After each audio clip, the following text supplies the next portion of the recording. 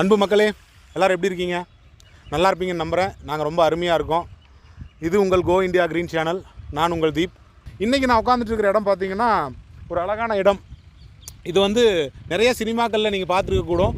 நாம் பொதுவாக அக்ரிகல்ச்சரில் பசுமை நிறைந்த இடத்துல தான் வீடியோ எடுத்து பழக்கம். ஆனால் இந்த இடத்த பார்க்கும்போது நமக்கும் ஒரு சினிமேட்டிக்காக ஒரு வியூ எடுக்கலாம் அப்படிங்கிறதுனால நம்ம டீமில் புதிதாக ஒரு நபர் சேர்ந்துருக்காரு. இந்த யூடியூப்புக்காகவே அந்த நபர் உள்ளே வந்திருக்காரு. அவரை பற்றி நான் இந்த வீடியோவில் ஒரு சின்ன இன்ட்ரடக்ஷன் கொடுக்க போகிறேன். இந்த வீடியோவை தொடர்ந்து பாருங்கள். இந்த வீடியோவில் நான் சொல்ல போகிற கருத்துக்கள் உங்கள்கிட்ட வர்றதுக்கு முன்னாடி இதை நாங்கள் எங்கே செய்கிறோம் அப்படிங்கிறத நீங்கள் போய் ஒரு வியூ பார்த்துட்டு வந்துடுங்க. இந்த காட்சிகள் பார்த்ததுக்கப்புறம் இது எந்த ஊர், இந்த ஊர் பேருக்கான காரணம் என்ன, இந்த ஊரோட சிறப்பு என்ன, அதை பற்றி எல்லாத்தையும் சொல்லிவிட்டு நாங்கள் என்ன வேலை செய்ய போகிறோம் அப்படிங்கிறத பற்றின விளக்கத்தை நான் உங்களுக்கு கொடுக்க போகிறேன். தொடர்ந்து பாருங்கள். வாங்க வீடியோக்குள்ள போகலாம்.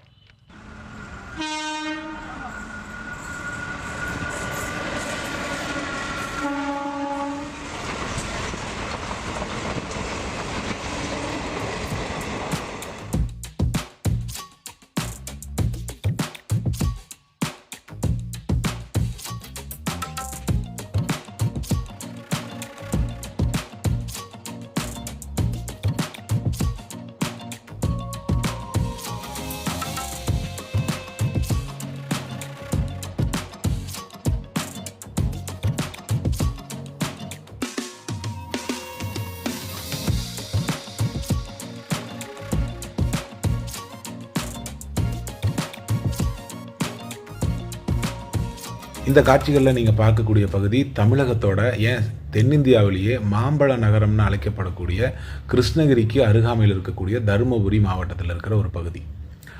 இந்த தருமபுரி அப்படிங்கிற பெயர் எதனால் வந்துச்சு அப்படின்னு கொஞ்சம் ஆராய்ந்து பார்த்தோம்னா தெரியும். இது தர்மமும் அறமும் நிறைந்த ஒரு நிலப்பரப்பாக இருந்திருக்கும் அப்படிங்கிறது என்னோட கருத்து. எந்த இடத்துல மக்கள் அறத்தோடையும் தர்மத்தோடையும் வாழ்ந்திருப்பாங்கன்னு நினைக்கிறீங்க? மக்களுக்கு தேவையான எல்லா வளங்களையும் இயற்கை இயல்பாக எந்த போட்டி பொறாமையும் இல்லாமல் எல்லா மனிதர்களுக்கும் சமமாக கொடுக்குற பகுதியில் மட்டும்தான் மக்கள் அறத்தோடையும் தர்மத்தோடையும் எந்த குறை குற்றங்களும் இல்லாமல் வாழ முடியும்.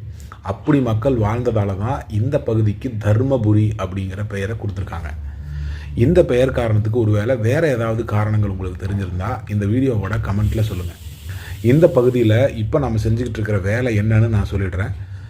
இது ஒரு அரசாங்கத்துக்கு உட்பட்ட பகுதியில் இருக்கக்கூடிய 1 ஏக்கருக்கும் குறைவாக இருக்கக்கூடிய ஒரு பரப்பளவில் நாங்கள் ஒரு குறுங்காடு அமைக்கிறதுக்கு உண்டான வேலையை செஞ்சுக்கிட்டு இருக்கோம். இது மக்கள் பயன்பாட்டுக்கு கொடுக்க போகிறோம். இதை ஒரு நடைபாதை அமைக்கப்பட்ட ஒரு குறுங்காடு மாதிரி அமைக்கணும் அப்படிங்கிறது தான் எங்களோட முயற்சி.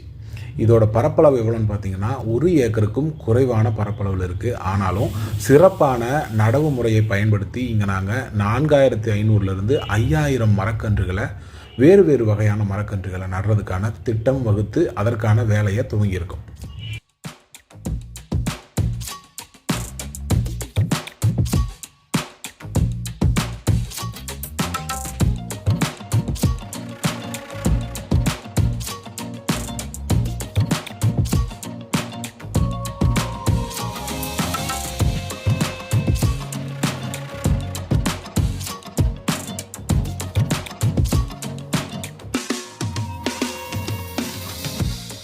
தர்மபுரி என வழங்கப்படும் இந்த பகுதி ஒரு சில நூற்றாண்டுகளுக்கு முன்னாடி வரைக்கும் ரொம்ப செழுமையாக வளமையாக பசுமையாக இருந்து மக்களுக்கு தேவையான எல்லா இயற்கை வளங்களையும் ரொம்ப சுலபமாக எல்லா விதமான மக்களுக்கும் சரிசமமாக வழங்கிக்கிட்டு இருந்துச்சு அப்படிங்கிறத இந்த பகுதியில் சில இடங்களுக்கு போனது மூலமாக என்னால் உறுதியாக சொல்ல முடியும். ஆனால் இப்பேற்பட்ட இயற்கையின் செழுமை நிறைந்த இந்த பகுதி தற்போதைய மனிதர்களோட அவசர வாழ்க்கை முறையால் கொஞ்சமும் ஈவு இறக்கமே இல்லாமல் சிதைக்கப்பட்டிருக்கு அப்படிங்கிறத இந்த ஆழ்துளை கிணறு அமைச்சதுக்கு அப்புறம் தான் நாங்கள் தெரிஞ்சுக்கிட்டோம். எந்த பகுதியில் ஆழ்துளை கிணறு அமைச்சாலும் 1000 அடிக்கும் குறைவாக நம்ம ஆழ்துளை கிணறு அமைச்சோம்னா நமக்கு நீர் ரொம்ப ரொம்ப ரொம்ப சொற்பமாக தான் கிடைக்குது. பயன்படுத்த தகுந்த அளவில் நமக்கு அங்கிருந்து நீர் கிடைக்கிறதில்ல. இன்றைய சூழலில் வாழ்ந்துட்டு இருக்கிற மனித சமுதாயமாகிய நாம் எல்லாருமே நம்ம சொந்த வாழ்க்கை மேலே வைக்கிற அக்கறையில் ஒரு 10% இயற்கை மேலே வச்சுருந்தோம் அப்படின்னா ரொம்ப செழுமையான வளமையான தமிழகத்தில் இருக்கக்கூடிய பல்வேறு இடங்கள் இப்போது இந்த நிலைமைக்கு ரொம்ப சீர்கெட்ட நிலைமைக்கு வந்திருக்காது அப்படிங்கிறது என்னோட கருத்து. இந்த பகுதியில் இந்த ஆழ்துளை கிணறு அமைச்சதுக்கப்புறம் நாங்கள் எப்படி தான் இந்த பகுதியில் இருக்கிற மக்கள் இன்னும் 50 வருடம் கழித்து வாழ போகிறாங்க அப்படிங்கிற கவலை வந்துருச்சு. இந்த பகுதிக்கு மட்டும் இல்லை, தமிழகத்தில் இந்த மாதிரியான சீர்கட்ட நிலைமைக்கு கிட்டத்தட்ட முக்கால்வாசி பகுதி போயிடுச்சு அப்படிங்கிறது நம்ம ஏற்றுக்கொள்ளவே முடியாத கசப்பான உண்மையிலும் உண்மை.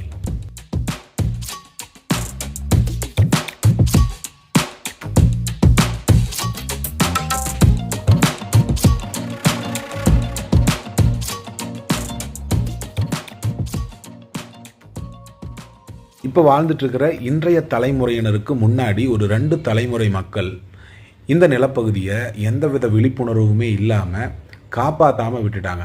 அதற்காக அவர்களை குறை கூறிக்கிட்டே இருக்க முடியுமா? என்ன செய்யணுமோ அதை நாம் செய்ய ஆரம்பிக்கணும். அவர்கள் மேலே எந்த தவறும் இல்லை. அதற்கு ஒரு சின்ன விளக்கம் கொடுக்குறேன் பாருங்கள்.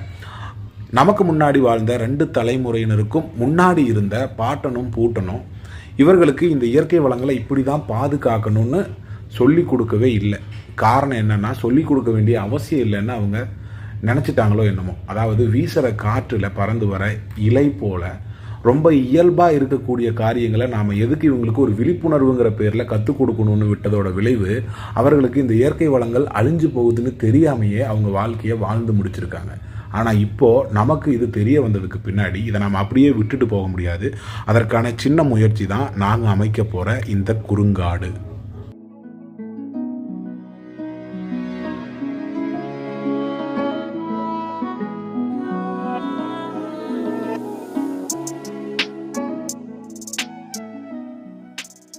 இந்த இடத்துல நாங்கள் செய்ய போகிற நடவு முறையோட சிறப்பியல்பு என்னன்னு பார்த்தீங்கன்னா, மியாவாக்கி செயல்முறையையும் அடர் நடவு செயல்முறையையும் ஒன்றா சேர்த்து ஒரு நெருக்கமான முறையில் நடவு முறையை நாங்கள் கையாள போகிறோம்.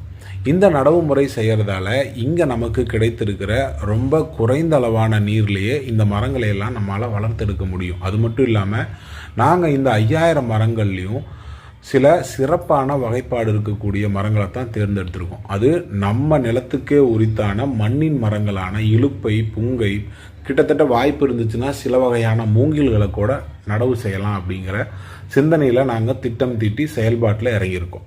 மரம் வளர்ப்பது என்பது ரொம்ப எளிமையான காரியம். மரத்தை மட்டும் வளர்த்தா போதும். இந்த மாதிரியான நடைபாதை போன்ற ஒப்பனை வேலைகளை நீங்கள் ஏன் செய்கிறீங்கன்னு சில பேர் எங்களிடம் கேட்கக்கூடும். அவர்களுக்கான பதில் என்னென்னா, மரம் வளர்ப்பது என்பது ஒரு எளிமையான காரியம்தான். ஆனால் ஒரு மரத்தை வளர்க்கறது மூலமாக இயற்கைக்கு நீங்கள் எந்த மாதிரியான கைமாறு செய்கிறீங்க அப்படிங்கிறத நீங்கள் மட்டும் புரிஞ்சுக்கிட்டா பத்தாது. ஒரு சாமானிய மக்களுக்கும் அந்த கருத்தை கொண்டு போய் சேர்க்கிற முயற்சி தான் இந்த நடைபாதையுடன் கூடிய குறுங்காடு அமைக்கும் வேலையில் நாங்கள் இறங்கியிருக்கோம். இந்த வேலையின் முடிவில் ஒரு மரத்தோட முக்கியத்துவம் என்ன, இயற்கையில் மரம் செய்யக்கூடிய அளப்பரிய காரியங்கள் என்னென்ன அப்படிங்கிறத ஒரு சாமானிய மக்களுக்கு புரிய வைக்கணும். அப்படின்னா அந்த சாமானிய மக்கள் புழங்கக்கூடிய இடத்தை உருவாக்கி அந்த இடத்துல இயற்கையோட வடிவமைப்பை நாம் கொடுக்கறது மூலம் அவர்களுக்கு ஒரு மரத்தோட முக்கியத்துவமும் இயற்கையில் நம்ம எந்த மாதிரியான இடத்துல வாழ்ந்துட்டுருக்கிறோம் அப்படிங்கிற விழிப்புணர்வையும் நம்மளால் எளிமையாக கொடுக்க முடியும். எளிமையாக வெயிலுக்கு ஒதுங்குற மரத்தோட அந்த முக்கியத்துவத்தை மக்களுக்கு புரிய வைக்க தான் இந்த நடைபாதையுடன் கூடிய ஒரு குறுங்காடு அமைக்கக்கூடிய பணியில் நாங்கள் இறங்கியிருக்கோம்.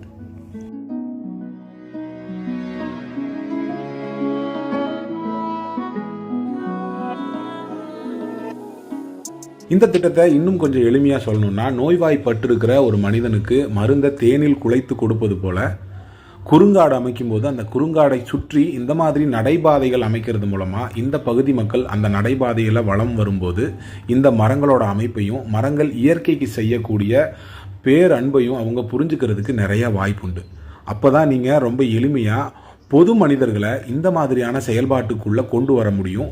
இப்படி பொதுமக்கள் எல்லாருமே சேர்ந்து இயற்கையை மீட்டுருவாக்கம் செய்யக்கூடிய முயற்சியில் இறங்கினால் ஒழிய நாம் இந்த இயற்கையை திரும்ப அதோட உண்மைத்தன்மைக்குள்ளே கொண்டு வரவே முடியாதுங்கிறத நீங்கள் புரிஞ்சுக்கோங்க. இது ஒரு அறிமுக காணொளி தான். இந்த காணொளியோட தொடர்ச்சி இன்னும் அடுத்தடுத்த காணொளியில் வரப்போகுது. தொடர்ந்து பார்த்துக்கிட்டே இருங்க. இது உங்கள் கோ இந்தியா கிரீன் சேனல். நான் உங்கள் தீப். அடுத்த காணொளியில் சந்திக்கலாம். நன்றி.